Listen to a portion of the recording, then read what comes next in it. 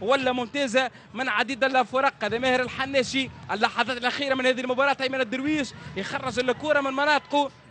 أيمن الدرويش اللحظات الأخيرة 3 دقائق كانت إضافية، مازال 30 ثانية لتسليم بن جميع بالراس، الضغط من الشهيد الغراب ولا حارس موجود رامي الجريدي.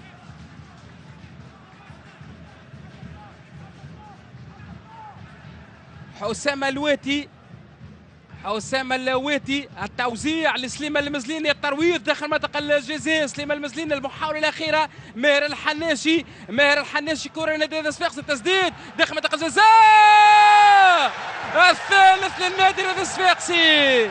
فعلها محمد علي منصر في اللحظات الأخيرة.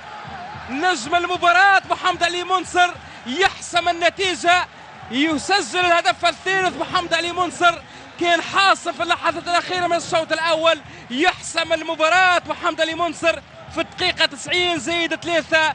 قصة محمد علي منصر مع الوقت البديل في هذه المباراة